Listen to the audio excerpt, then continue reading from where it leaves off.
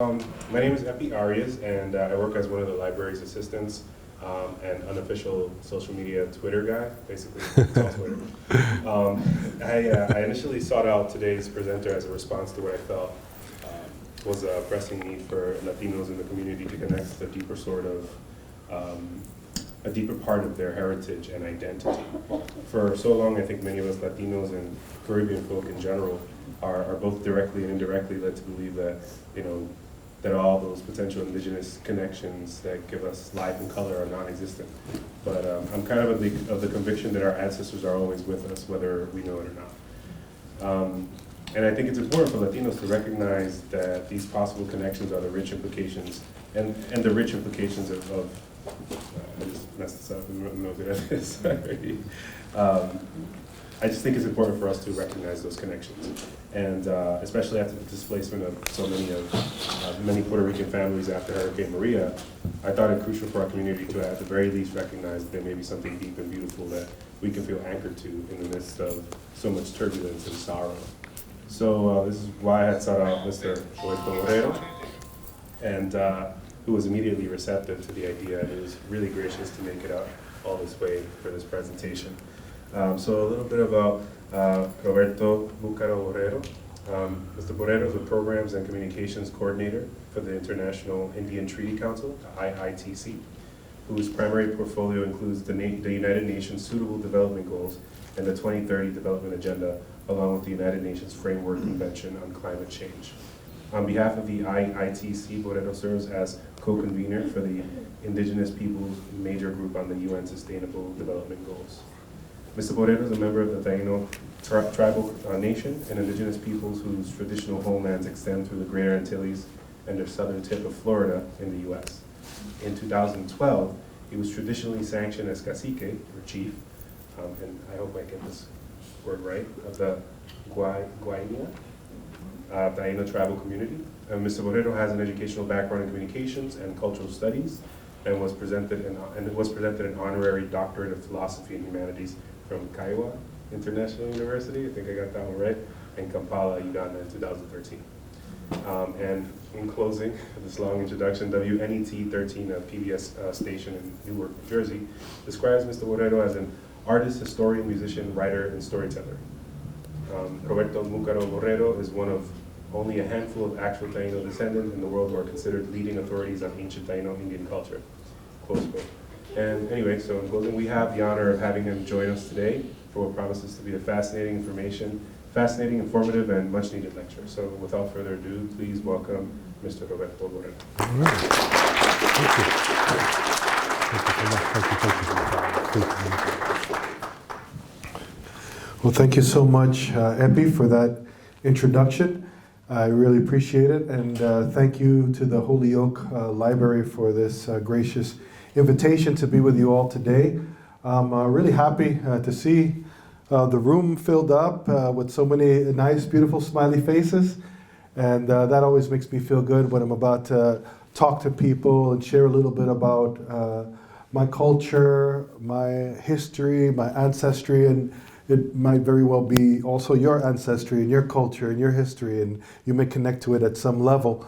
And I'm here to share what I've learned over the years, either through the educational systems in the U.S. or on my own personal journey, working and being around indigenous peoples in recent years, but really going back to my own family history. Remembering the words of my grandparents, telling me who I am, who I should not forget to be. And so with that, I just wanted to share a little bit about Caribbean indigenous peoples and give you an introduction to Taíno culture. Basically, I'm just going to be sharing. I'm going to show some slides. Hopefully that'll make it easier for you to follow along with what I'm talking about. But I'm just going to kind of really play off the images that are there and so forth. And if there, at any point you feel that something is not clear for you, or you want to ask a question, I'm fine with that. Just let me see, raise your hand or something, and we can take it that way. We have, I believe, till what time, Epi? 3:45, so we have a little while. I have quite a bit of slides because it's a very long history and there's a lot of complexity, as you can imagine, when you're talking about the Caribbean. So I'll start it off here. This is the region that we're going to be dealing with, really the Greater Antilles area, which we have islands like Cuba, Jamaica, Puerto Rico, Dominican Republic, and Haiti, and all these lesser Antillean islands. But of course, we'll be touching a little bit about, really the whole region. Because when you talk about culture, oftentimes what I've seen over the years, there's a tendency to kind of like isolate things and put things in a box and not see that it's really connected to everything else around you. So really, just by looking at the map, you can see that, these islands were not in isolation. There's no wall like here, right? There's no wall there. There's no wall there. So there was interchange for many thousands of years going on before people started writing about it or before we started really hearing about it the way we hear about it today. People were recording history, of course, all throughout time, but in different ways. And it's just the way that it's retold to us is where sometimes the misunderstandings or the misinterpretations come. And I think that happens a lot in the Caribbean. So when I talk about the Caribbean, usually right away people are thinking these things, right? Vacation, Pirates of the Caribbean, Carnival, this is the idea that often comes about, and rightly so. It happens. It's part of the culture. People want to go there. It's cold here. You want to go somewhere nice for a vacation. So yeah, but there's much more to this story than just that, right? And what people see on vacation, it goes a lot deeper than that surface look, right? That we're often used to seeing, and really for us. When we start on this subject, when we talk about indigenous peoples and we talk about the Caribbean, it really starts here with this guy. I don't really know which one of these guys is really the guy because there's so many images of this guy. Does anybody know who this is? Christopher Columbus, right. Is it this man? Is it this man? Is it this man? Is it this man? Or is it this guy? So again, this is part of the reality of history, right? A lot of different interpretations. We really don't know who people are at some times. We know about them, but that just gives you an idea of how things are put out there in the world, the imagery, right? But this is really where it starts for us, at least the way I like to think about it. In this history, in this historical context, I say BC, before Columbus, and then after Columbus, right? So this is how we're going to approach this conversation. So I want to focus on this photo here because this is really where it's all happening, right? This is where the history begins, a 500-year cycle, right? 1492, Columbus sailed the ocean blue, right? But you don't ever hear about what else happened there. You hear that, you hear about Columbus, so you get this big picture, this very grand, moment, right? In the history of the world, this discovery.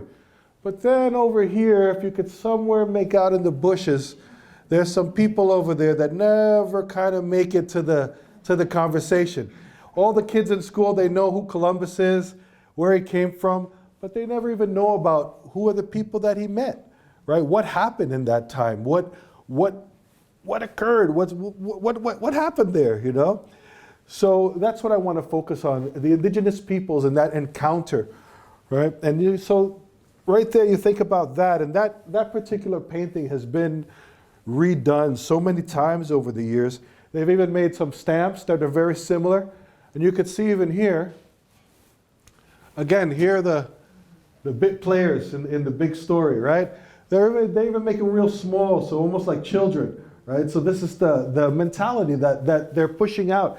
So they don't even have to say anything. It's the imagery that's already telling you something, and over years and years, we're being forced to accept that, right? Whether we acknowledge it or not, that's just the way it is. So the native people are kind of off to the side. We don't really worry about the names. We don't really worry about the history. We just kind of think that is the main focus. So we talk about invisibility, right? That's where it begins in this story. So I mentioned the word indigenous peoples, so I just want us all to be on the same page. Now this is what I mean when I say indigenous peoples. There's really not a clear I guess, agreed upon definition legally of indigenous peoples. This is like a working definition that they have at the UN level. And it links indigenous peoples to colonization. And what does that mean? That means that, you know, they were there, peoples who were there pre-invasion or pre-colonial societies that developed on their territories. They consider themselves distinct. That means they're different from the other folks who came over, just like people in this area, right? There was once native peoples in these areas, and still are, actually, in some towns that you go to and in some parts of this state, right? So they were here before others got here, and, you know, something happened there, right? There was some kind of transition, oftentimes, most of the times, an unjust transition. So, oh, okay. So, I'm okay. But these are some of the other words that you might hear that link to indigenous people. So you have Amerindian, which they use more down in the English-speaking Caribbean and English-speaking South America, like Guyana. American Indian, Native American, you've heard of that here. Native peoples, Aboriginal peoples, sometimes you hear that in Canada, or First Nations. So this all links to that concept of indigenous peoples. So when you hear me say that, you know, keep that in mind, that this is what we're talking about. What we're talking about it in the Caribbean context, right? So what happens? There's a New World encounter with the indigenous peoples. Oftentimes you kind of get this image. It's either the indigenous peoples giving something, right? Or they're giving something to the indigenous people, some kind of trinkets or beads or pieces of glass, etc. But, you know, this is one of these ways that they present this encounter. And oftentimes they do this at the very early level when kids go to school, because this is about all they think that kids can handle, right? This is like, okay, we know that Columbus came here, there was Indians, this happened, but let's move on to the next subject. But, you know, there's a whole lot of other things that happen there. But usually in this context, they kind of describe it or connect it to this concept, the Columbian Exchange. And this it keeps it, you know, kind of mellow, right? Kind of even keel, doesn't really get into the subtleties of the movement, but it says, okay, look what happened when Columbus got here, right?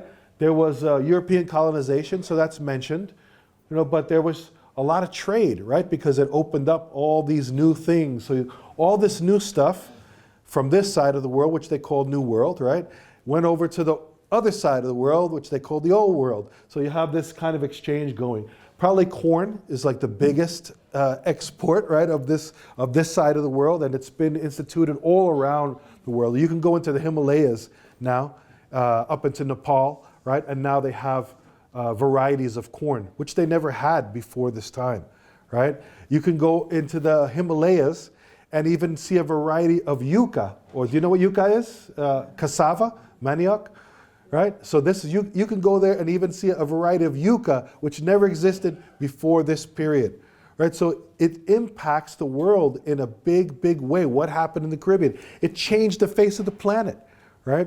And that's how big that moment is, that little encounter part, and why it's important to remember the indigenous peoples who had a role, because it was indigenous peoples who developed the corn, who developed the yucca into the states that they were, so they can get transported around the world and become staples wherever you go, right?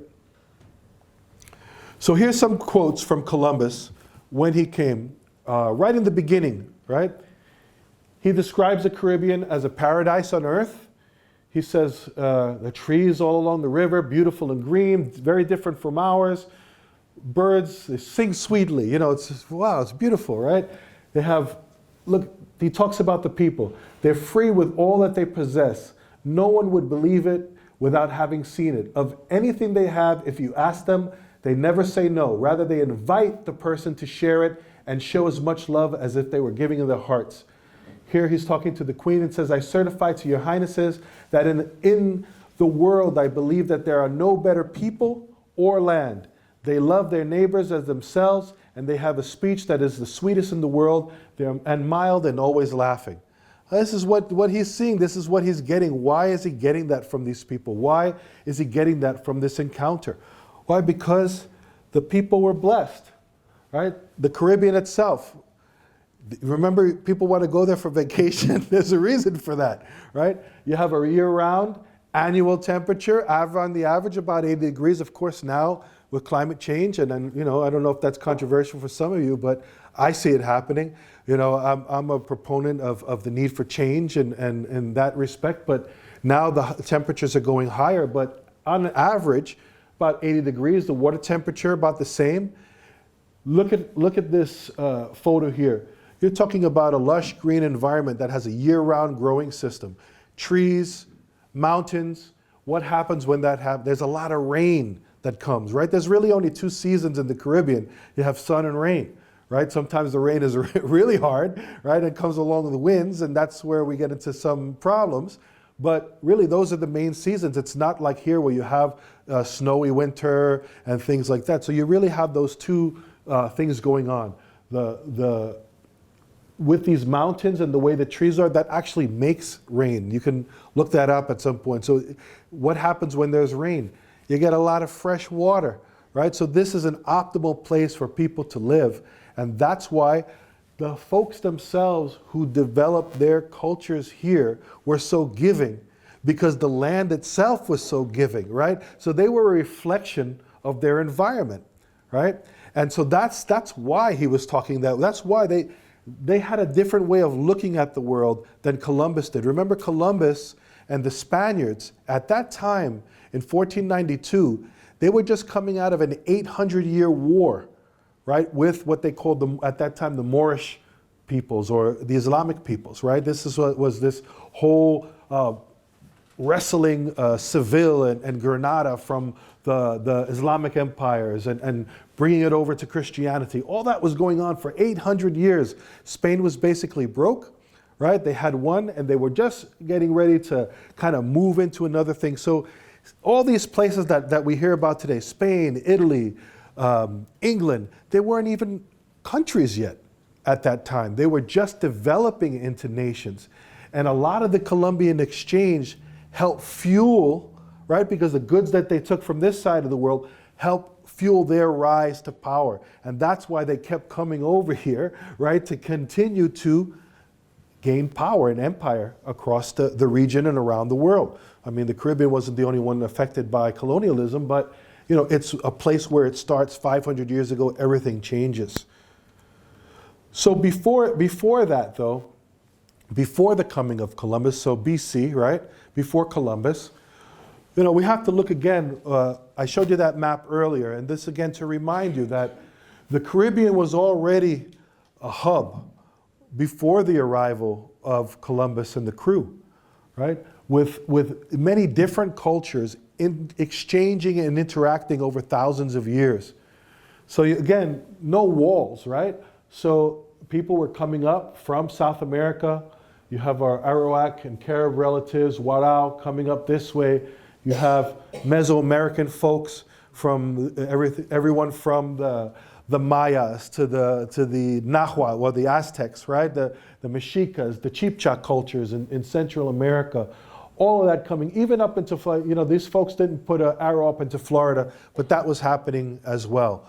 And so all that stuff was going on. So you could see where you have over here, you have Kalinago mostly, where they're talking about Carib peoples, where you get the name Caribbean from the Caribs. So Carib has a particular, it has a particular meaning in the Taíno language. I'll get back to that later, but Puerto Rico we call Boriquén, Hispaniola. So they call it Hispaniola. It had its own names at the time. Quisqueya was one of the names for Dominican Republic today. Then they use that. Haiti, right, is another one. Even for the whole island, they would even just call it Bohio. Bohio in the Taíno language means home. Some of you who have elderly relatives might even remember your relatives calling your own home a Bohio. I remember when I grew up, that's what they called our home, a Bohio, right, when they lived in smaller. If I had one day, maybe I'll show you a photo and you can see that, but moving on. But all of these places, why I wanted to show it is it has a rich history, and there was a lot of interchange going on before the arrival of Europeans. And how did this happen? Well, by this piece of ingenious hardware right here, right? There wasn't a plane, there wasn't a bus. You had to build canoa, where you get the English word canoe, right? They even use canoa in Spanish, right? You say it still. Remember, The Caribbean is the first place where the Spaniards come, so a lot of these words they'd never heard before. So they got incorporated into the Spanish language, so much so that people think they're Spanish words. But actually, really they're indigenous words, right, coming from the Taíno people, and we weren't the only ones, that had that. If when they went to Mexico, they learned other words. When they went to South America, they learned other words, and this keeps happening. But so much so that the way we are now, we might not think, we take it for granted that words like canoa, what happens in the summer, we're all waiting for it. Barbacoa, right? The barbecue time. And after we have the barbecue, we want to sleep in a hamaca, right? All of this stuff was things that developed here on this side of the world and was transferred. The hamaca, for example, changed shipping. Because before that, everybody had to sleep on those little boxes. Once they figured out the hammocks, right, they can get a lot of people in there, and it changed even the way, even the hammock went up to the moon, actually. They took it in one of the Apollo flights.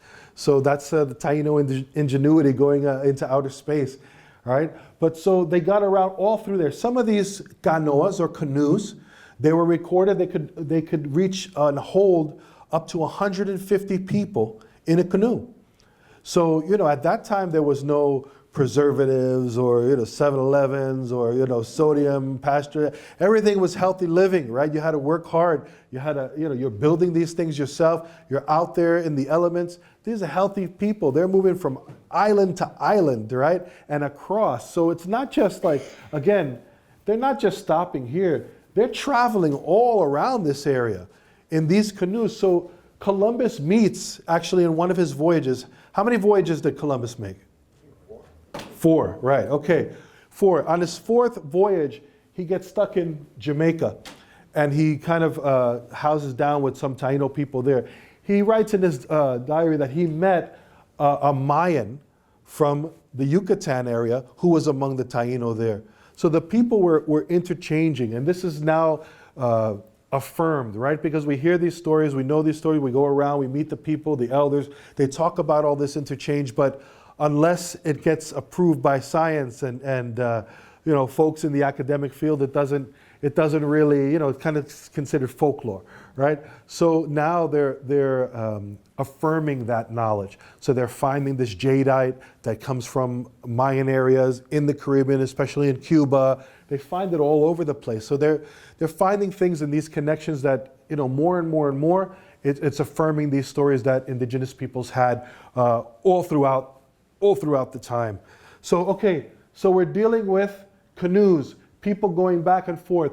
One thing that I wanted to say was why the Taíno culture, when we talk about Taíno people or the indigenous peoples of these islands, we're talking about a culture that really, the height of the culture or the main part of the culture, this indigenous culture, who were the Taíno? They were the first people in the whole hemisphere to be called Indians, right? Right, from that Columbian Exchange. Well, we're talking about Virgin Islands, Puerto Rico, Boricua, these major islands here, even into the Bahamas, right? And in that southern area of Florida, even into the Keys, there was exchange and communities. And there's an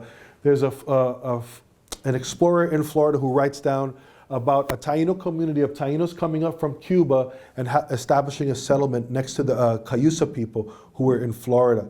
So this is what we're talking about. This now, were the Taínos considered major warriors? I mean, do we learn that about that in that? No, we hear from Columbus that basically, they're real mild folks in a sense of the words. Not to say that the people didn't have arms or they didn't get into fights or things like that, but there was another philosophy. Remember, they're coming from a region that gave them so much. There wasn't really a need to be hoarders in a way, or to say this, that when you live on an island, you become very aware of family, right? And even intermarriage in family. So you're always looking. It's just a natural thing to connect with other people, especially if other people have goods that you don't have.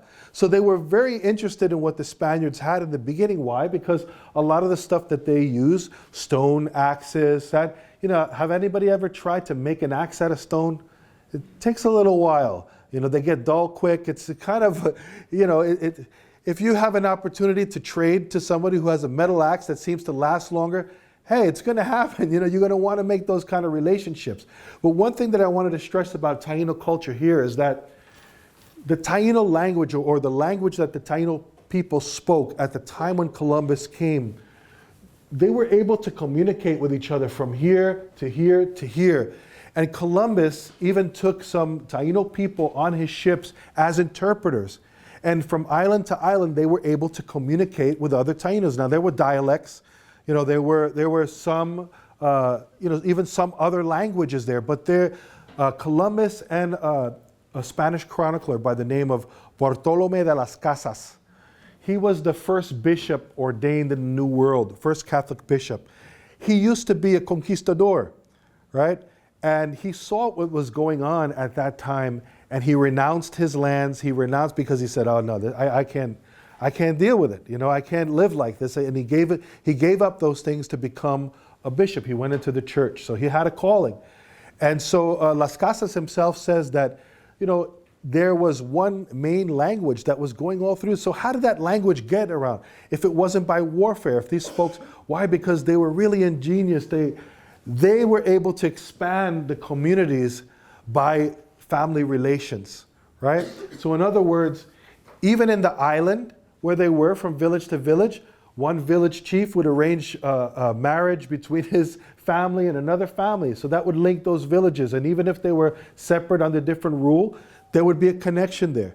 They did this all throughout the island and to other islands. So when they got to another island, somebody wouldn't be coming out and be, "Hey, wait a minute, you're married to my sister, somebody, we're relatives, oh, come on in, let's have, let me give you some yuca bread," and, So this is what happened. And for some people, it seems like, wow, what is that? We're used to hearing about conquest and conquering. But this is the way that the people were. They were very diplomatic people. And history shows in the chronicles that are left, in the accounts that are left, how many times they tried to diplomatically reach some kind of agreement with the Spaniards, but there was just no agreement to be made. The Spanish weren't in the New World to plant beans. They were there for gold. Remember, they were in a war for 800 years. They were hardened military people. They wanted to build up their empire, and that's what happened. So again, not only just moving around in canoas, but Taíno people made use of the sea, right? The bounty of the sea. So fishing. They were also great agriculturalists at times, and that agricultural knowledge continues to this day. Planting with the waning moon, understanding herbal medicines, and all of this stuff is still part of a heritage that's living today throughout the islands. And of course, in some areas, some less than others because of urbanization, connection, distractions, what people now view as valuable as opposed to what's sustainable, right? At this time, they were thinking of not only themselves, but their future generations, right? They were thinking that, there's an example that people use. When Columbus came over, there was, the sea turtles, right? There's all kinds of sea turtles in the islands, and now they're almost all what? Endangered or going extinct, right? But when Columbus arrived, they talked right away. They said, we got to these islands and there was turtles so big that about 4 men could sit inside of a shell, right?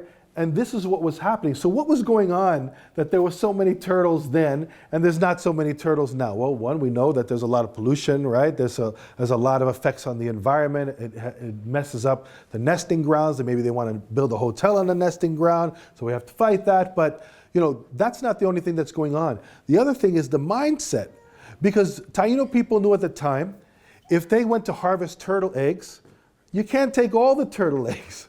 You have to leave some so that the turtles come back another time and there'll be more eggs for other generations, right? That was the mindset that was going on at that time.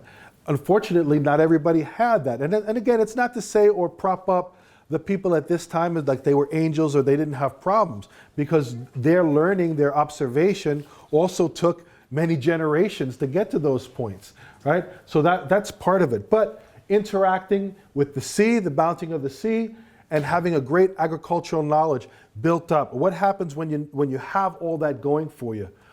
Your communities start getting bigger. So villages start growing, more and more connections start happening. So you could see all kinds of business going on. Some communities would be by the seaside. They would focus on a particular thing, maybe a certain kind of fish or salt from the ocean. That would be traded with communities in the highland who could grow another type of thing. And those networks were all throughout the island. And not only throughout the island, but again, I want to stress island to island. That's why I wanted to show you that map. And there's archaeological evidence that you can go and find that on your own. Maybe you can find a book here at the library that will show you that how that interchange happened, and that it's a fact. It's not a fallacy. This is what was going on. So once these communities start building and start growing, what happens? You start building up communities. And right here, I wanted to give you an example of just two of the islands. But these territories started evolving, right, from those communities. So you have here in Bohio, or what they're saying Hispaniola, Dominican Republic, and Haiti, in this area you have 5 major regions, or 5 territories, Taíno territories. Now, within these territories, there's many villages. Each of those villages have chiefs, have a hierarchy, have a leadership, have an administration for their functions, right? But under that, they keep going almost to what we, the idea of what people have as democracy. Then they have another chief, a council meeting, and then they have a chief who kind of oversees the administration of these whole territories. So here we have, in these areas, 5 big ones here.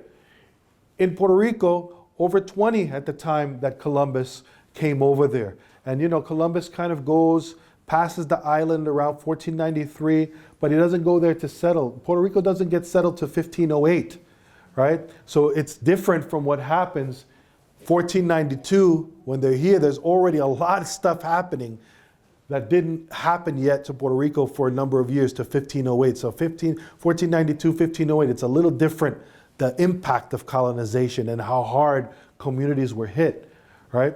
So, and that goes on for quite a bit. But you could see there, why I wanted to show you that is because I wanted to let you know that there was governance, there was administration, there was a sophisticated form of governance. When you have a lot of chiefs, right, and they are able to form a territory, right, a unified territory, that means that they have something going on. They have a strategy, right? And these guys had a strategy, these guys had a strategy, and they formed a union, right? So they were able to coexist like this. Again, Columbus does not record them being actively at war or hating each other. There were some skirmishes here and there, but nothing like a real all-out war that was inflicted upon them when the Spaniards arrived. It's a very different type of warfare, and that happens there. The other thing that's very important about the leadership that you should know, one, a leader in the community oftentimes will use the term cacique, right? And that's used now, even they have it in French, cacique, and they do it, all kinds of things to talk about leadership in the community. But in Taíno culture, I keep stepping on this thing, I'm sorry. But in Taíno culture, not only a man could attain that leadership role, but also a woman could attain that leadership role, depending on the circumstances. Obviously, and according to the history, the majority of the leadership were men. But there were quite a number of instances where women were leaders of the community. And women were treated a lot different. Women had a little different status in Taíno communities than even the Spaniards could even believe. Right? They even started calling the Taíno men kind of like giving them a more effeminate quality, that they thought they were kind of lower than they were because women had so much power. In other words, you have to think about it this way. The Spaniards are coming from a lifestyle and from a philosophy where everything is focused on the male, right? God is the father. God transferred power to the king, who is the male. Then the men lead the household. Even if you go back, look at the roots of the word father in Latin, pater, right? You can tell me what it means. Somebody will send me an email. But it links to ownership, right? That's where the whole thing goes to. And again, this is something you can verify on your own. But that's what happened. Now, in Taíno philosophy, in the worldview of Taíno people, the creation and the beginning of movement starts with the female energy. Atabe is who gives birth to the sun, and so it starts with the female right in the beginning. It's only logical, right? I mean, where does anybody from this room come from? All of us come from women, right? I mean, that's the logic, right? But that's the way that people were thinking. So it made sense that women had a voice in the community, women had power in the community, and they had their roles. Not every role was the same, but oftentimes when they did things, it wasn't. Yes, there were times when maybe men just did something. Maybe times when women did something. But oftentimes you would also see where people did things together and there wasn't that separation in the community. So that was a very different ideal to what happened. It was another point of clash in that meeting, in that Columbian Exchange that we keep talking about. So here's, when we're talking about the villages, Taíno people also developed arts, right? That's another, remember, they lived in a place where they had this food. You had to work for it. It's not like it just fell out of the sky. You had to work the land. You had to observe cycles. You had to know when to fish. Yeah, you can go out there and fish, but to really make it happen for those kind of communities, those kind of networks that were developed, you have to really be observant with what's happening in the natural world. So besides that, besides those opportunities of trade, this allowed people to also develop arts. So people would gather in their bates or in these plazas, ceremonial plazas in their territories or in their villages, and sing songs, sing their history, right? They would gather there for that. Also, here, this is we were actually discussing this. I'm mentioning one of these places to my friend here, my brother here that I just met. But this is a place called Caguana in Puerto Rico. It's up in Utuado. Some of you might have been there or heard about it. But this is like a ball court, one of those ball courts that I was just telling where people would go. And this is the actual one, right? They found this, the archaeologists kind of uncovered it, but they really didn't uncover it. This is the behind the story. The people in the area always knew that this place was there. It was just one of the places. Actually, when the archaeologists were there, they were surprised. There was a guy named Fuchs who went there for one of the Bureau of Ethnology, and who went there to do some studies, archaeological studies in the early 1900s, about 1910. And he was shocked because he found recent burials in this area. So people were still engaging with this area in the 1900s in a way that they knew that place is special, right? They knew the history. The local folks knew the history, and that place was special. So then the archaeologists came in and say, wow, this is amazing. We have all these finds. So by the time we come to the development of the Institute of Puerto Rican Culture, and Puerto Rico is trying to develop a nationalism for itself, they get this idea through Ricardo Alegría, who's passed away, who was one of the heads of the Institute of Puerto Rican Culture, to refurbish these areas, to make them accessible mostly for Puerto Ricans so that they could learn a bit about the history and build up a sense of national identity. So they wanted to clean up these places. But again, all around this area in Utuado, the people knew about it. But this was the place where many of their ancestors lived, right? Worked, did all ceremonies and gatherings. And I have this guy over there. You could see him. You see that above him? That's not the moon. That's a ball, actually. The first time Europeans saw rubber was when they encountered Taíno people, because they had a ball game similar to the Mayans that we call batu, right? So they played this game on the courts. Now, this is not just a sporting event. Actually, remember I told you that the philosophy of Taíno people was a little different, right? They always looked for a diplomatic way to engage whenever they could. Again, not saying that they didn't fight, they didn't have arms, but it's historically understood that they were a diplomatically minded people. They developed this game Batu in a sense that it actually represented the cosmos, right? One side would be light, one side would be dark, sun, moon, and that when villages would have a dispute, instead of going to battle right away, the leaders of the communities would come together and they would settle it on the court, right? And they would abide by that because it was a spiritual engagement, right? It was part of who they were. So you got to think that that's a pretty heavy thing, right? That in other words, to avoid war, you can play a game, right? A serious game, and the outcome would be like the adjudication. That's the judicial system right there in a different way, right? So that's what was going on in these courts, and you have access to that today if you go to visit the island. So besides that, the art, the singing, the music, there was an incredible amount of art also developed. And here's some stone carvings, representing different things. And we don't have enough time for me to go into the particulars of what things mean, what they represent, and to debate on what's a better vision of the world. But I just want to give you an idea of the industry of the people. These were not people who were just sitting around, laying on a hammock, pulling a banana from here, and like, oh wow, this is great. These are hardworking people, intelligent people. These are our ancestors we're talking about. These are people who got in canoes, 150 people at a time, were able to get out in the Caribbean Sea, knew when not to go during a hurricane, knew how to travel by the sea, by the stars. This is what we're talking about. So of course there's a high form of art developed. Stone carving, wood carving. Not too much wood is left. Why? The Caribbean is a tropical place. Stuff breaks down very quickly. So you don't find many things. So when they find wood, it's really an important find because wood breaks down faster, right? Even there's cotton, this cotton woven, another wood piece. And that I wanted to show because that piece there is probably real important. It's an example of Taíno beadwork, right? So the beads, of course, I still, can't figure it out myself, but I went to carve down beads, like really fine beads, shell, stone, etc. Make these beautiful works. But that piece is very important because that's a representation right in the beginning of a combination of Taíno items and also stuff brought over from Africa. On the other side, part of it is carved out. There's a face, and they used a rhino horn. But it's Taíno beadwork, and this is something that's one of the rare pieces like that to show this interchange right in the beginning. Right? Here's some other examples of Taíno artwork. The pottery, right? Again, talking about their philosophy in life. You have elements of male, woman, duality, connected, not separate.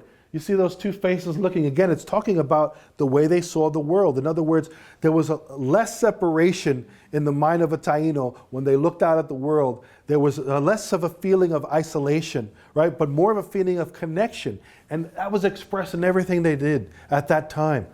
So you have stones, these necklaces, these pieces here, ceramics, as I said, that kind of give you an idea of this way of thinking. It's always powerful. There's so much beautiful Taíno art available in museums. There's all kinds of stuff online that you can look if you really want to get into the sacred geometry of it all. I mean, some of the design work is just incredible. And I would encourage you to take a look when you have time. So what happened? What happened to this thriving culture, right?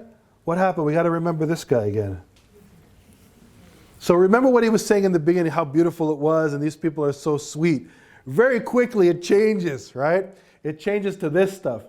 It appears to me that they're very ingenious, and they would be good servants, right? That's what he's looking at right away. So I'm of the opinion that they would readily become Christians as they appear to have no religion. Now we just got done showing you the connection they have to the world, the spirituality expressed in the artwork, in the way that the people thought, in that. But according to him, in that vision, remember, they were just seeing what they want to see. They had no religion, they had no connection, right? They were really just ready to be servants. And this is the kind of attitude, and this is what we don't get in the schools. This is this kind of conversation that they shy away from for the kids. So I'm sorry here for any young kids, but it was brutal. Look, some of you guys watch zombie shows and things like that, so you're used to blood, but this is a real thing.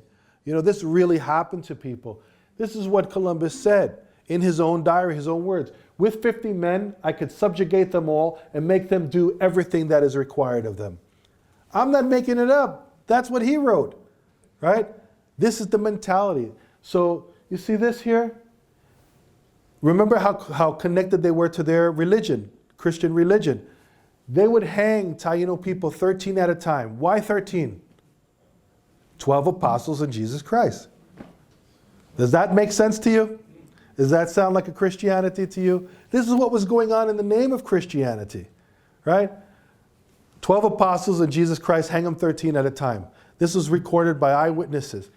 Right there, tortures. If they didn't go out and get gold, a certain amount of gold, it was a different form of slavery that they developed. What they called it was similar to the serfdoms that they had in Europe, but a little bit more extreme. They called it encomienda system, right? So each Spaniard was dealt out a certain community or connected to a certain community, and the communities had to give them a quota of gold or something that was valuable. Because really the Caribbean, when you compare the Caribbean to other places in the Americas, the Caribbean didn't have that much gold, right? There was some gold mask and things that Columbus saw, which made him, remember, he wasn't there to plant beans, right? He was there looking for gold. He was there to get money back for Spain. So there was a lot of things that went on, really horrific things that went on to the people at that time. Now, this is not to say that, let me just say, one of the Taíno leaders, I showed you that women could be leaders. So there's a very quick story here, 2 quick stories. Anacaona, a Taíno chief in Quisqueya, in the Dominican Republic, Haiti, right? The Spaniards said, okay, look, we want to make peace with you guys. Why don't you gather all your leaders together and we'll have a meeting. We'll talk about how we can, smooth things out. We won't be, attacking you guys or anything. So of course, Taíno people, honorable people, diplomatic people, thinking that this is the way people do things. So when they gathered all the chiefs from the area, about 80 chiefs into this building, the Spaniards surrounded the building, locked the doors, lit it on fire as people were running out. And Anacaona, who got all the chiefs together, that's how powerful a woman she was, and able to get 80 chiefs together to sit down to have a meeting, was hanged for her troubles by the Spaniards, right? Here, right here, you have Chief Hatue, who came over from the Dominican Republic. He went to Cuba. He's famous for what? There's a very famous instance right before they light him on fire, right? The priest comes over and says, look, I want to give you this absolution. I want to baptize you before we light you up, right? And so Hatue says, well, what does that mean? He goes, well, if I baptize you, you will go to heaven. And so Hatue says to him, well, what does that mean, go to heaven? Do the Spaniards go to heaven? And he says, of course, all good Spaniards go to heaven. That's why we get baptized. He goes, well, do me a favor. Let me burn because I don't want to go anywhere where these guys are going. I've had enough of them here. So he didn't take the baptism, right? This is the conflict that was happening. Right? This is what people need to understand. This is the stuff that they want to shy away from in school. But this is where we're really going to learn about human relations, when we really talk about the reality of things, right? So these are 2 stories that are historic. Maybe in this library you can read up a book that says Devastation of the Indies by Bartolomé de las Casas, and you can find these stories in there and many more. We're just kind of introducing you to this idea. Now this doesn't mean that the Taínos just stood there and let all this stuff happen, right? Our people were strong people, resilient people. Here in the Dominican Republic, Enriquillo, he was a cacique who rebelled against the Spaniards from 1519 to 1533. He achieved, in the area where he lived, with thousands of followers, mind you, over 3,000 in that area, he achieved the first treaty in the Western Hemisphere between Europeans and American Indians. Happened right there in the Caribbean, right? Very soon after. Remember, this is already in the 1519s and 1533s, where many of the history books you're reading said the Taínos are already gone, right, within the first 50 years. But they're leaving out all these important elements of history. Why? They're removing people from their understanding of themselves, understanding of the dynamics of the Caribbean, how important that moment is for the entire world, and how that value system was so, but the clash of value systems is still going on today, right? You see the same arguments that were happening here happening today when we're discussing climate change, when we're discussing development, when we're discussing gentrification in the neighborhoods. It's all the same, right? There's a force that's looking for the common good, and there's a force that's looking for not the common good. I guess we can put it like that. That's what was happening there, and that's what Enriquillo was about. So this goes on enough, and enough people were talking. Remember I mentioned Bartolomé de las Casas. He was against what was going on, so he became a priest to try to fight against it. But there was more people in Spain. So when people tell you, oh, we have to look at Columbus for the time period he was in, that's just what they did back then. No, that's not correct. They actually had uproars. They actually petitioned the Queen of Spain, and they made what they called the New Laws of the Indies in 1542. So here are some of the aspects of that law. It was designed to protect the Indians. And I say Indians because that's what Columbus was calling them. We want to talk about indigenous peoples because they're linked to the land rights, etc. But at that time, they were saying Indians, right? So we say designed to protect the Indians, restrain the encomiendos, that's kind of slavery system I mentioned earlier, prohibit Indian slavery, and prohibit new encomiendas. Like, in other words, you couldn't transfer one that was had to a family member because that was going on already. And then, but a lot of them didn't want this, right? You know, they're already dug in with their power. So there was actually, when these laws came, there was a revolt in Peru, right? By the 1540s, remember, they weren't looking at Puerto Rico, they weren't looking at Dominican Republic anymore as hubs of the colonization process. They were more hubs for the other side of this, because when these laws came about, remember, it's also at the time they're also what? Enslaving more Africans, right? Bringing them over, starting that part of the transatlantic slave trade, right? To make up for the different things. Now, everybody didn't follow these laws. I'm not saying, hey, they passed a law and everything was great. No, they fought against it. But what saved Taíno people, the ones that were left, right, is because by this time, they already found gold in Peru. Everybody was leaving the Caribbean to go to Peru, to Mexico, to everywhere else where they could find gold. Why? Because they weren't there to plant beans, right? They were there for gold. And it happened over and over. So Puerto Rico, Taínos there, in other areas, Enriquillos people, they start to become what? They start to become part of the peasant class. So we develop these terms, jíbaros, campesinos, guajiros, all these people that talk about free people living in the mountains. You could be Indians, you could be mestizos, you could be mulatto, you could be whatever the term is, but there's no class of people happening there. Now with the new laws, I just want to show you this next. They were slick back then, because I don't know if you remember this. Anybody remember this film? Pirates of the Caribbean. So he's running away from what? The cannibals, right? That was the new laws of the Indies had a loophole. Any Indian who was found to be a cannibal could be enslaved. So were they really cannibals? Were the Caribs really cannibals like they tell us? No, there's no archaeological evidence anywhere that's ever proven that they were cannibals, right? What happened here was they found a loophole in the law. They made a good Indian and a bad Indian. The Taíno was the good Indian, the Carib was the bad Indian. Our peoples interchanged. Our language, the Taíno language and the Carib language are very similar. They're part of the Arawak family. We were already interchanging, had networks for thousands of years from the South American mainland all the way up into the islands. It's not true what they were saying. Oh, the Caribes came in, they stole the women, they said all kinds of stuff because they could make Carib slaves. So anybody who revolted was all of a sudden not a Taíno anymore, they were Carib. So if you look at the history books, they say all of a sudden from 1511, they say, oh, the Caribes were coming over from the other islands and they started to fight the Spaniards. Really, come on. It wasn't those guys coming in. They had their own problems. It was our own people fighting against them. They turned them into Carib so that they could enslave the folks who were rebelling, right? This is what was going on back then. So by 1799, there's different census. And again, I wanted to show you the different Taíno, what they call the Taíno territories, or the Yucayeques. And these are where those networks of chiefdoms were.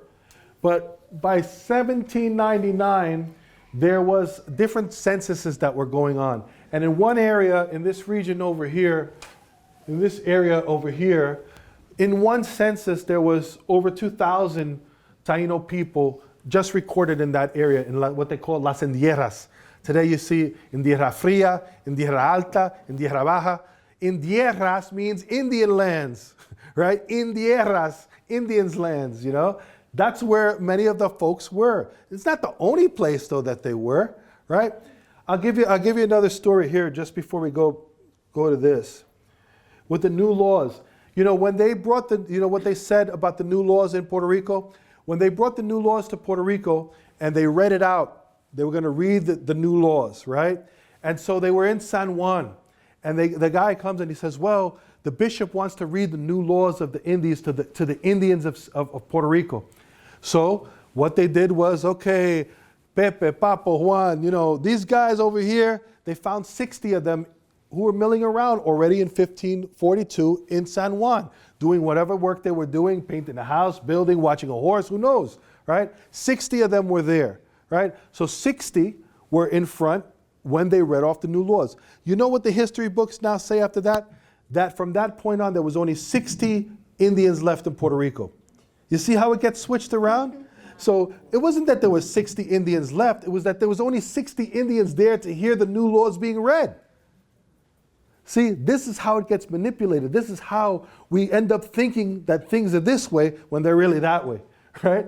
So I just wanted to go back and just share that for you because it's important how these things happen. So again, here's the important part of this though. 1799, this one area, 2,000 Indians. What happens in 1800s? They remove the classification of Indians off the census. So what do they move it to? They add a category. Now they remove the Indio category, right? And they put in this color pardos libres. That meant free people of color. So anybody who was not a slave, right, or enslaved rather, right? Anybody who was not connected to that, who was basically, able to be free, to work as part of the peasant class, everybody got put there, whether you were Indian or whoever you were, right? So this category all of a sudden jumps up. It wasn't a meteorite that came and killed those 2,000 native peoples. It was paper genocide, right? It was writing them out of history. This is what happened. And Puerto Rico is not the only place where this happens. It happens in Cuba. It happens in the Dominican Republic. Remember, I was talking to you about Enriquillo. They said 50 years after Columbus arrives, all those Indians were wiped out. Well, how did Enriquillo amass over 3,000 followers and make the first treaty in the New World, right? Because they were still there. But this is the way things are manipulated. So what happens? After this time, our people just kind of, blend in. The U.S., I take Puerto Rico because that's where my family is from. So I know more about Puerto Rico. But these things, again, happen all throughout the islands. Even in Jamaica, they have these stories. So I want you to say that I'm not trying to be Borinquen-centric, but it's more of what I know. And from there on, we have the evidence, we have the legacy today, continuing from that time, because again, what happens to all those Indios who are now free people of color? They don't stop what they're doing. They don't stop maybe they have to wear clothes. Why? Because if you walk around without any clothes, they'll take you away, right? You have a different society now. So you can't walk around naked, painting yourself red with the bija, the same achote. Bija is achote, by the way. Achote is the stuff that you put the coloring in with the rice that makes it a color. So now instead of red on the outside, we're red on the inside, right? So that's how it goes. So, bija also was used to protect people from mosquitoes. That's why they painted themselves red. They used that bija all over themselves. Puerto Rico has a lot of mosquitoes, right? So that was one of the things that they used. So that achote, that bija, was used in that way. That's traditional knowledge, right? Pan casabe. You see that more in the Dominican Republic, in Cuba. In Puerto Rico, we don't eat much cassava anymore. There's some places on the West Coast that still they have a small cassava festival, but cassava still goes out all over the place. You can go into, I know in the Bronx, you can find it in the supermarkets because people eat it, still. That is part of the legacy. Cassava, by the way, is yuca bread. It's made from the manioc. Manioc was like corn, was so important to the Mayas. Taínos ate corn. It was important. That's where you get the word maize, right? Remember that commercial? They call it maize. Well, that comes from the Taíno word maíz.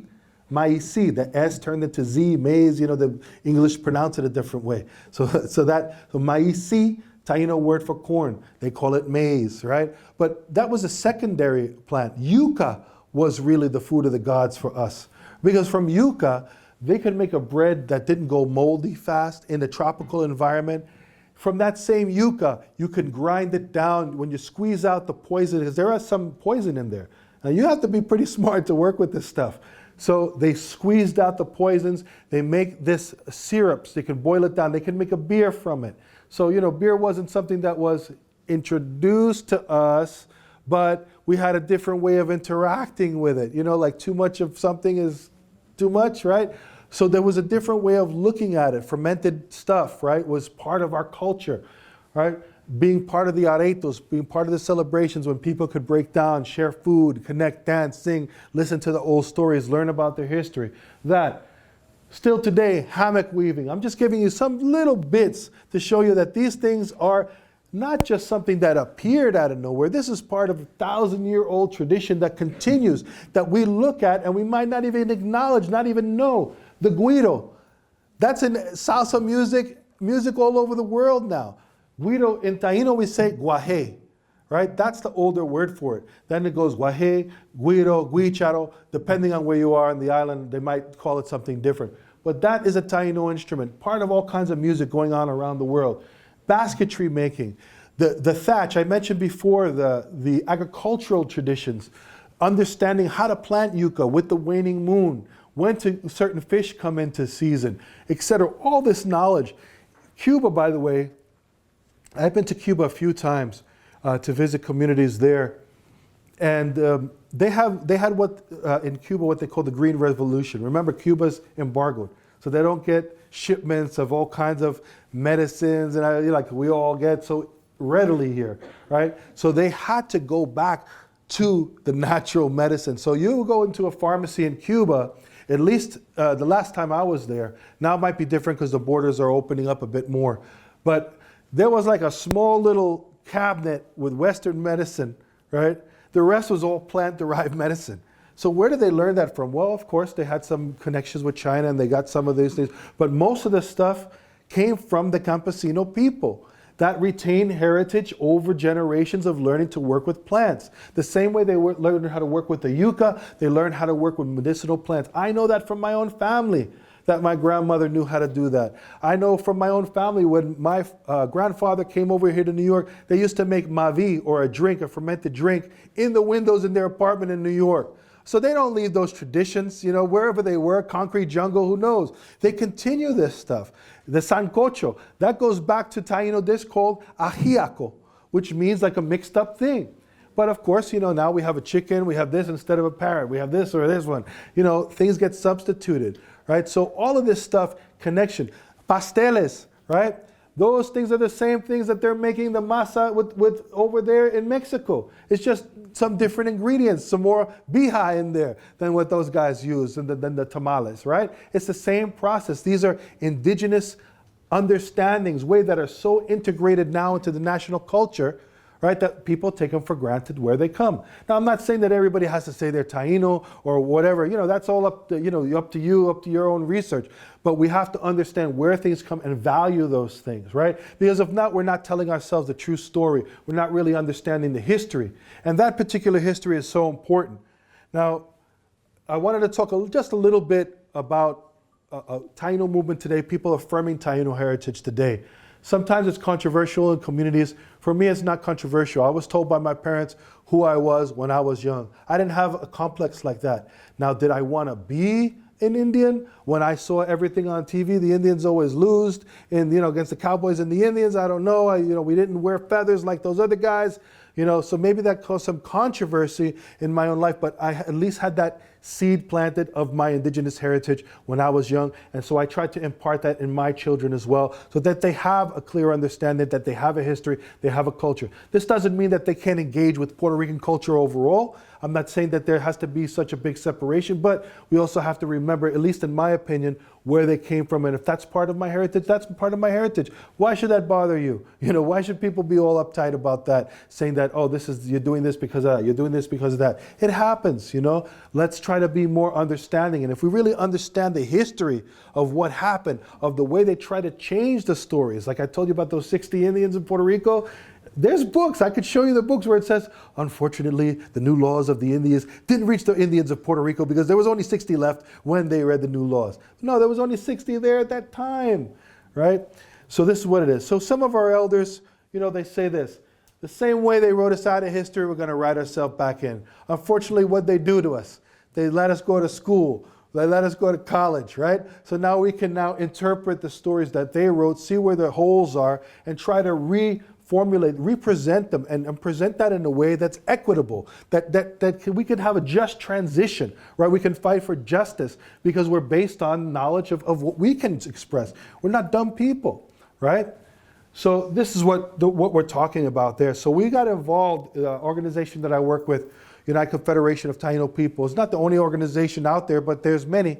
But this particular one, we got involved with the U.S. Census Bureau to help people understand the census, and that if they want to affirm their heritage, they have every right to do that, and people can't tell them they can't. So we encourage people to write down under the American Indian, because who were the first Indians? Taíno people. We were the first people called Indians in the hemisphere. When we talk about America, we're not talking about just in the United States. Look at what the census says. The census said American Indians are any indigenous peoples from North, Central, South America. We can't be U.S.-centric in our thinking all the time. America does not only mean the U.S., it means the Americas. From the top of North America to the bottom of South America, Tierra del Fuego, right? The Caribbean is part of that. So in that, we identify ourselves. So 2000, we engaged in that process. About 13,000 people identified themselves as Taíno in the census. We got engaged, more social media, more action. It doubled in the 2010 census, right? So people are resonating to that. Are 25,000 people going to make a difference for the rest of the Puerto Rico 3 million? No, but this shows that there is an active understanding and affirmation of indigenous heritage in the island, something people said that didn't exist, that it was just something that came from the diaspora. I'm talking about in Puerto Rico. Now, each other country has their own processes and have their own understandings and way to engage. But this is what's going on now. So I'm just sharing the information. Whether people agree with it or not, that's not the debate here. It's just to share information and let you know what's going on. That's why I'm here today. So you can see people here at the powwows here in the area. You go to a local powwow, our folks are already engaged. We're at the United Nations level, right? Alongside other indigenous peoples. There's a photo of me there with my brother Damon, who's an Arawak from Guyana and Barbados. One of our leaders in our organization, Ty Pelly, and his son. There's many ways to affirm the culture. So some people take it to the politics, right? Some people display themselves and want to be part of cultural activities, right? There's many ways that you can affirm this heritage. Even our Taíno flag from the organization was at Standing Rock, right? Alongside giving solidarity to the Native American people who were suffering from that pipeline. I'm sure many of you have all heard about that. So our flag was there with 300 other indigenous peoples' flags in solidarity, right? This is the type of thing that we're doing. So whether people want to agree with it or not, it's happening, right? It's already happening, so it doesn't matter what everybody else says. Again, arts. This is Doña Barín Chéveres. She was the mother of my ceramics teacher for Taíno pottery. I mean, in the same way, coil roll pottery that our ancestors were doing thousands of years, still doing it in Morovis and in other places, Vieques. I mean, we have a lot of great Taíno artisans now promoting this culture. So Doña Barín, she's passed on, but she was one of the pioneers in bringing back our pottery culture. And so I learned from her daughter Alice. And I try to do my own style today. But these are the type of things that are happening. This is what's going on. It's not just here. So I said, there's arts, there's culture expressions, there's political expressions. This is all happening now. Why? Because people are proud of their culture. They're proud to affirm who they are, and they have a right to do it. Right? So here I'm going to leave you with a little Taíno language lesson. Taíno Daka, I am Taíno Daka, right? And I just want to say home, which means thank you, gracias. If you want any more information, I'll take some questions now. I think we have some time, a little bit of time left. And I hope you enjoyed the talk.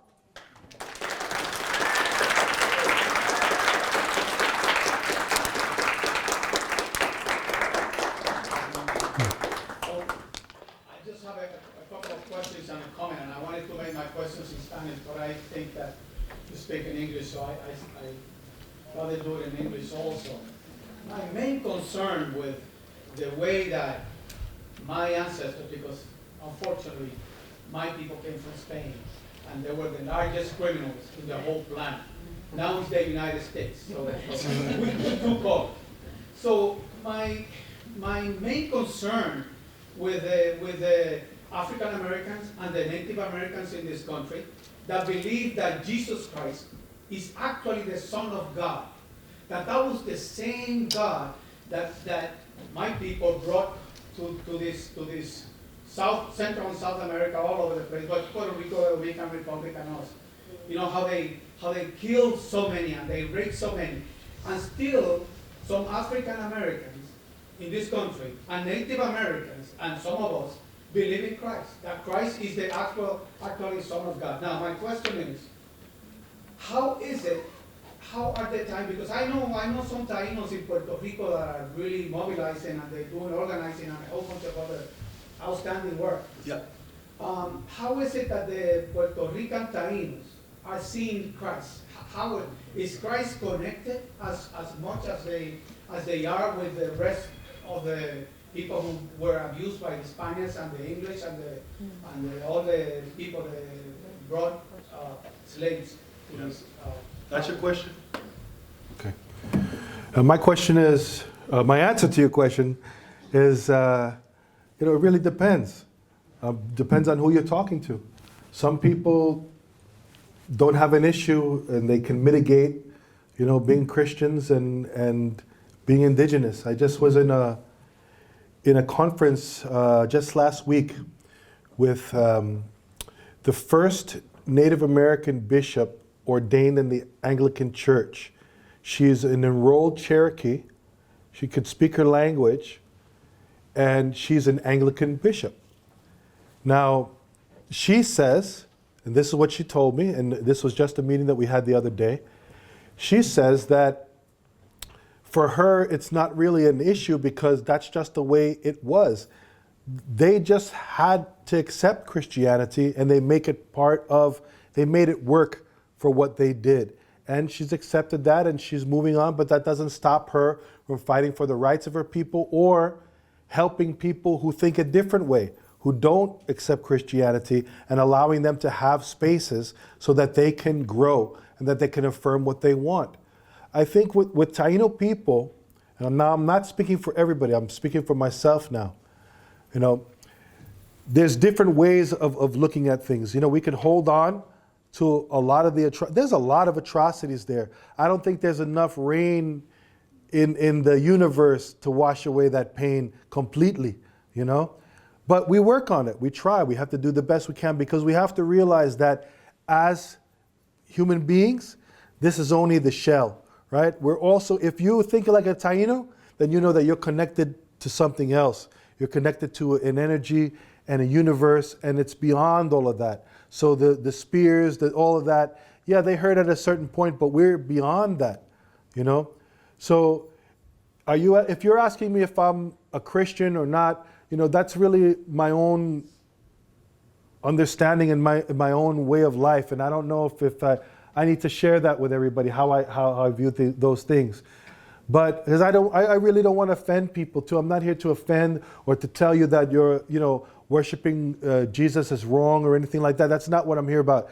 I'm here to present history that is not often presented to us in America, in Latin America.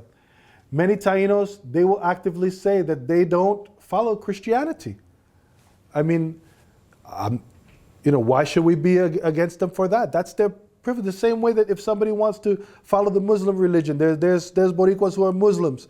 There's people who are Buddhist. Are we going to be against all of them because they took that? I think we have to look more at the ways that we can work together, right? And find those ways. What I have a problem with, and I'm going to be very honest, is that I'm fine whatever religion that you have, right? But when you try to impose your religion upon me and impose your will upon me, then we're going to have an issue because you're not allowing me my own free will, right? In other words, if we're having a conversation and I'm having a conversation with a Christian or a Muslim and they're looking at me because I follow a traditional lifestyle, right? I follow, the same, look, my ancestors have names for everything, just the same way that any other people have names for everything. So if I use those names, and if you guys are looking at me like there's something wrong with me because I use those names instead of the names that came over from the Middle East, I don't think that's right.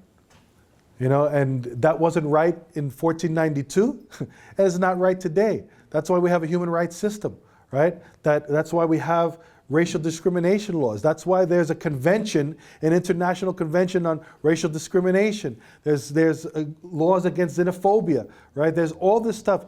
Do people follow it? That's the thing, right? We have an international human rights system, right? do the countries follow the laws that they sign up for? You're not supposed to be discriminating against people for their religion, for their color, etc. There's laws about that. Do the governments follow it is the question, right? We're supposed to be living in a multicultural society in a way, right? But, oftentimes we get something imposed upon us. I don't know if that answers your question, but what I'm saying is that there's many Taínos who follow their traditional way of life. They don't need other outside influences for that. The same way that it's happening here in the United States. Many people in Standing Rock follow the traditional Lakota ways. Some of those Lakotas are also Christians, right? We have to accept that. We can't fight against, we have to find the ways to work together, right? So, I know what myself and my family do, how we see the world and interact with that, but, people should all have that opportunity and be respected for that without discrimination. So I don't know if that answers your question, but this is what we're talking about. Yeah. Actually, my question, in a way, relates to Jose's question because I'm Dominican and I've been researching this too, and I've seen your name already before I heard about this. I'm very excited that you're here. But I have to say, my family's from the campesinos from the countryside, and everything you say, I see. And even those things about how the people where they give what they have, I live that. That's how we are. So when I started to read, that's how the Taínos were. I'm like, it said chills because you're right. We were not taught that to that level to identify. So we were taught to identify as Hispanic, and we are many things. Some of us are even, I'm not, but some are Chinese and Taíno and African. We're a lot of things at the same time. So to say you're Taíno does not mean that you don't have Spanish heritage, you don't have African heritage. But to answer your question, why the Christianity? They're also very Catholic. My family, and it's like because of the giving. Their Catholicism about Jesus said you had to give, you had to share, and that message resonated to those. That's my understanding to those people. I'm very angry with the Catholic Church, but I also see that message resonates. The message of love resonates. So, but my question then is really. It's kind of specific because we're Taínos, and is anybody Taíno in here from the Dominican Republic? So if you know anything about the Dominican Republic, we have a very, very particular way of speaking Spanish, and I always wonder does that have indigenous roots? Do you know what I'm talking about? The Taíno way of speaking? Yeah, you can see some of these. Look, there's still a lot of research to go on in many areas, but linguistically, remember that the Caribbean is the first place where the Spanish arrive.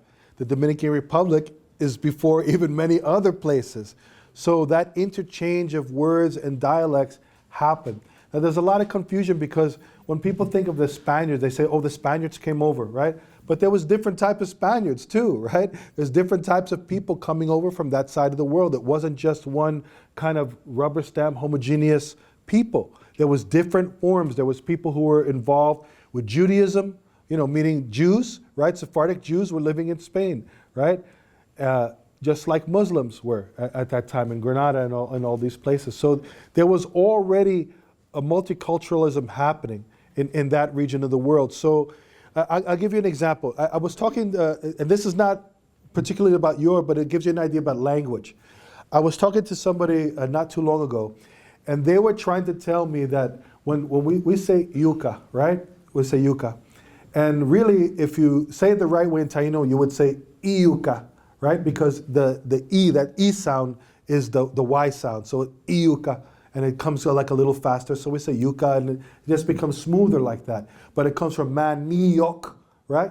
Part of the Tupi Guarani language, right? The end word part of it, maniok, yuca. You see the relation?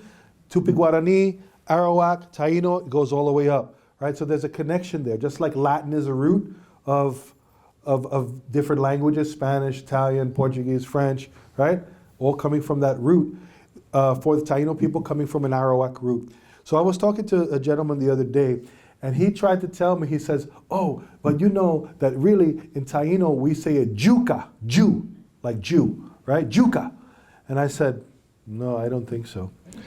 And really, but people do say it like that. If you go to certain parts of Puerto Rico, people will say, "Dame ese yuca," you know, like they'll say with that J.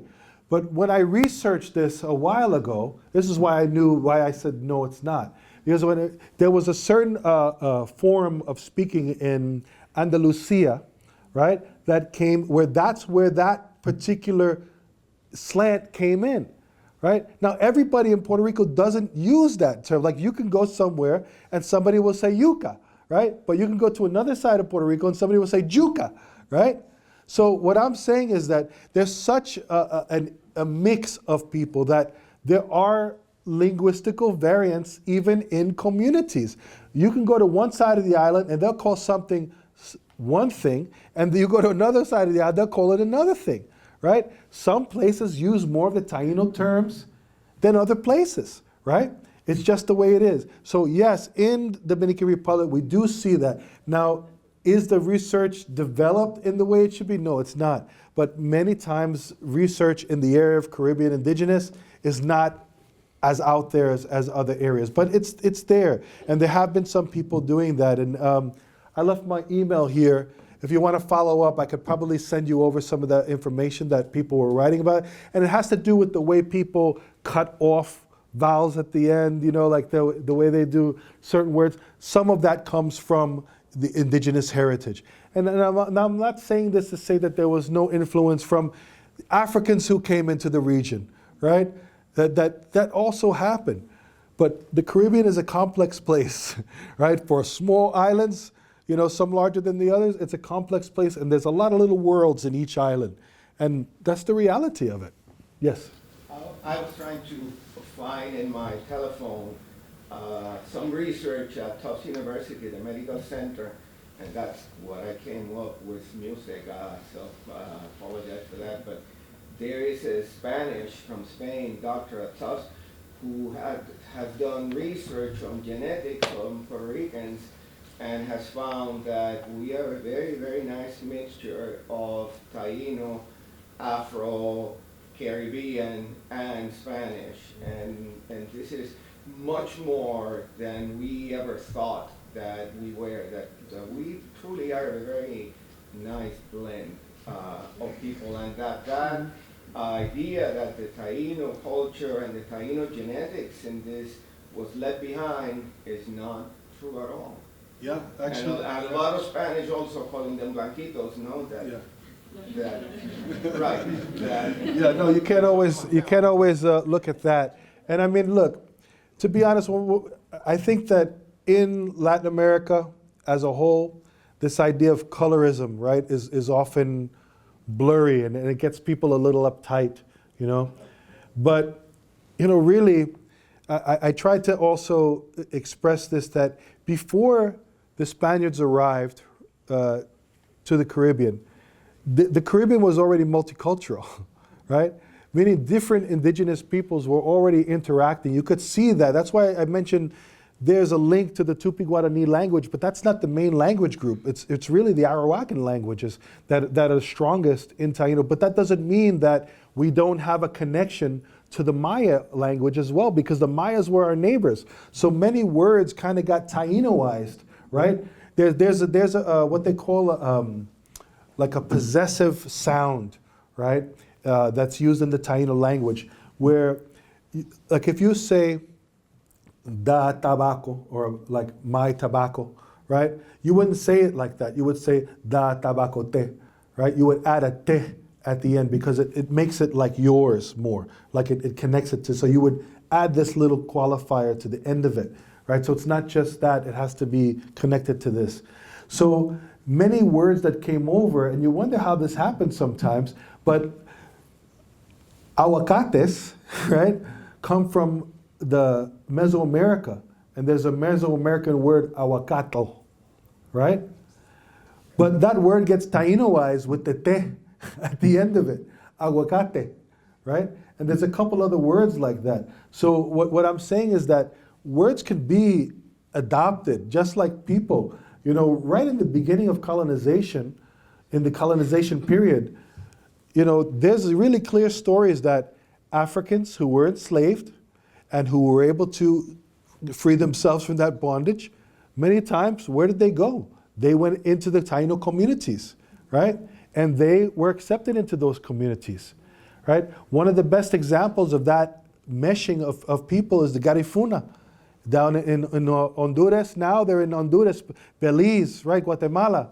They're all over the place over there. But originally they come from St. Vincent, right, in the Caribbean. They originally mixed in with the Carib communities there, learned the language, learned the culture, learned how to use all the plants, how to make the yuca bread, the same bread that I showed you. They became the people also, and they were accepted as that, right? There's stories in Puerto Rico that says that people were accepted. Even a Spaniard who was there at the time, who became a Taíno interpreter, was incorporated into the people, right? Painted up with bija, right? They taught him the language. There's an account of that. And this is how some of these early, when you talk about Sotomayor and the things that happened with Agua Ibaná, they talk about those early battles, and it's because of this translator who let the cat out of the bag that there was going to be a revolt in the area.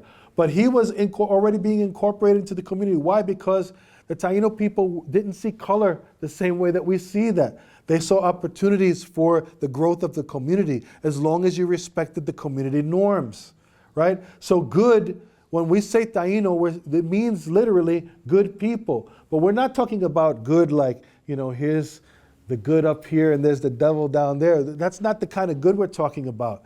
We're talking about right action. We're talking about how people make a contribution to the community, right? So it's a different way of looking at the term good, right? It's right action for the community. That's what, when you say Taíno, that's why when they were able to go, when some of these communities came and there were Spaniards coming in, the Taínos came out and they said, Taíno, right? They said that because they want to know if they were good. Like, are you here to mess us up or are you here to contribute? Are you here for our betterment, in some way? That's the idea that was happening in those communications, where we see the term Taíno come up from. It's recorded twice in these introductory exchanges. That's why we say Taíno, we continue. That doesn't mean that's the only way we identify themselves and that there couldn't have been other names. But that's a name that we use today because it unifies us throughout all those islands. We spoke the same language, right? Whether we're in the Dominican Republic today, whether we're in Haiti, whether we're in Jamaica, whether we're in Cuba, etc. Like, that's what connected us all before all of this stuff happened. So that's why it's enforced and used today so much. Yes? How would one discern that one was Taíno? Huh? How would you discern that you were Taíno, or whether or not you were Taíno? Because I'm guessing. Are you saying me personally or no? Anybody? Yeah. Well, I mean, look, I'll give you an example. For me, like I said, I grew up understanding that, hearing those stories. My father's family comes from Wainía. There's a very, very strong element in that area. Many of the towns, like there's towns, Barrio de los Indios. I mean, you can't get more Indian than that, So, that's the name of the town. That's the name of one sector in that town in Wainía. There's another sector called Macana. Macana is the club, right? So they still, in the Dominican Republic, the police still call that club the Macana, right? So, I mean, these are things that are incorporated into the society. But there we have a very strong sense, like we understand that was Agua Ibaná's territory. People know that. They just grew up like that. They know that already in that area. So sometimes some families have that. Other people, though, right, who are unsure, or who may have heard a story in their family and unsure, what are they doing today? They're doing DNA testing. And you mentioned DNA testing, right? And so now, just very recently, in the last month, there was another study that came out that shows that there was DNA evidence taken from a tooth of a skeleton that one of these guys was messing around with, right? So they take the DNA from that, and they realize that markers in that DNA is the same markers that they find in Puerto Rico and in other islands, right? So that they know that there's the connection there biologically. Well, what does that tell you? And it's a little different from what you're saying. One, does that tell you that people have a genetic connection, a biological connection to their ancestors. But not everybody has that connection because there's other people in Puerto Rico. If you look at the census, there's Hindus in Puerto Rico. Are they Taíno?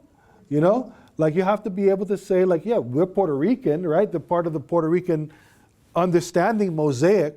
But do they have a right to say that they're Taíno? I don't think so. not biologically anyway, you know. There's a difference there, right? There's a difference in that.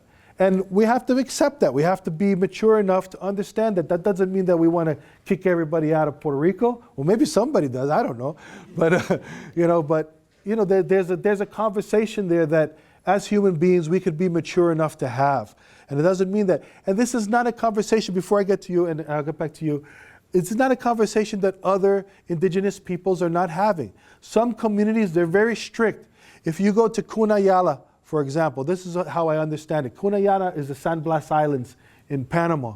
There's indigenous communities that live there. They have a territory, they have government. Even if you're a Panamanian government person, you have to get a permit to go over there. That's how strong those Cunas are, right? But in their community, if somebody marries outside the community, that person is not necessarily thought of as a Cuna anymore.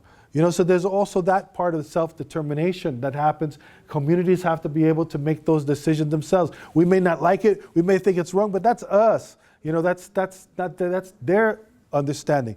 Look at every American Indian community here in the United States. Are you telling me that there's not mixture there of 1, 2, or 3 or more peoples in many of these communities? No, you can go to Canada and see people with blonde hair, blue eyes who have a card that said that they're Mohawk, right? This doesn't make them any less Mohawk, right? If they understand their culture, if they adhere to the community norms, and if they're accepted by their communities, right? It's not up to us to make these kind of determinations based on what we think. You know, it's up to those communities to make those determinations. So why should the Caribbean be any different from any of these other places? Native Hawaiians, for example.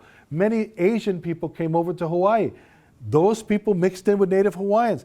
They sing hula. You know, they dance hula. They know the songs. They know the chants. Are they any less Hawaiian? Native Hawaiian, Kanaka Maoli, are they any less than other Hawaiians? And that's for those communities to decide. It doesn't mean that mixture doesn't happen. So this kind of identity politics is not just limited to the Caribbean, but are we mature enough to have these conversations in a way that we don't end up hitting each other or fighting with each other, and understanding that there's other goals that we have to achieve. You know, Puerto Rico just went through a very bad hurricane.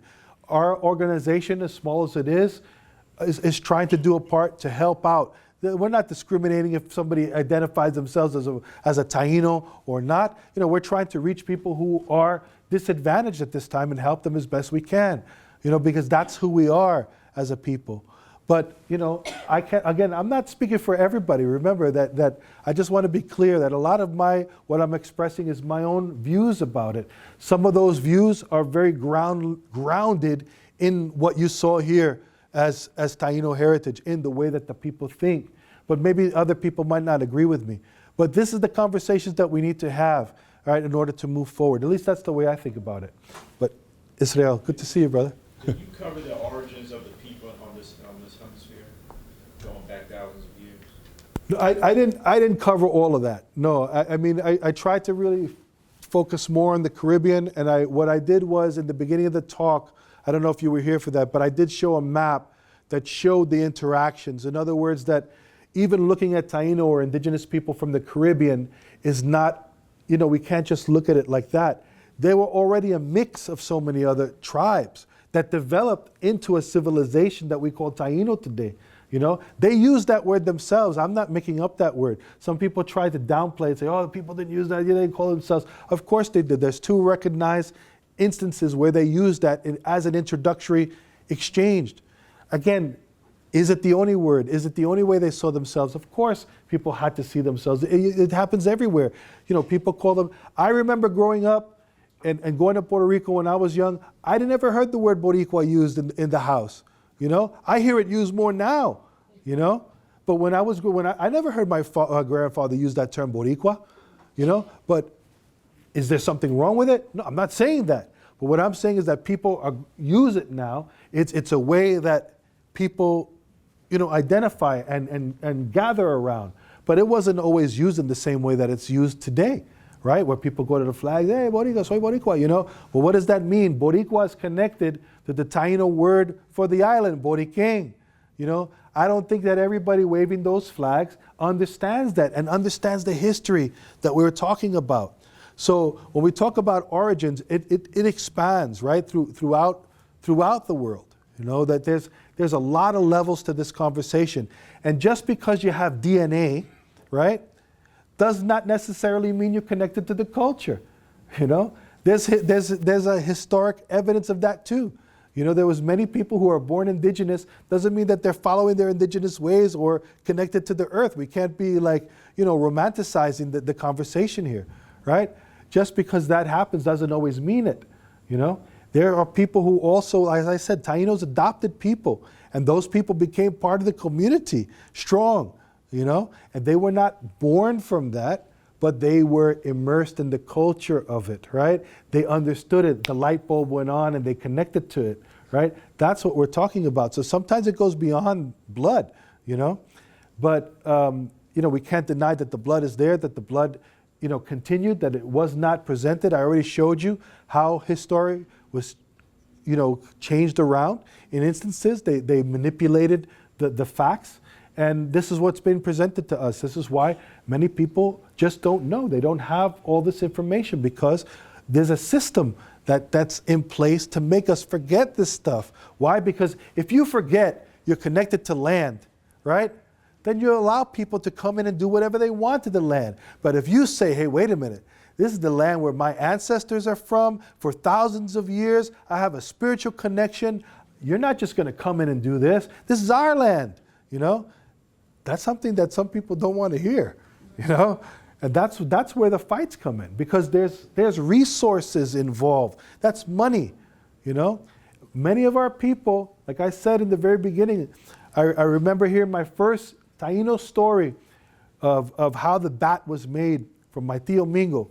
And he lived in a very humble home, a bohío, a little shack, and I have pictures of it, right? I had the best time with that guy, but he didn't think about money in the same way as other people. That was in the time when, you know, people were naming their kids because they were looking on the calendar, Domingo, Jose, Domingo, and that's the way they named them, right? You're laughing, but that's the truth, you know, that's the way they were doing some things back then.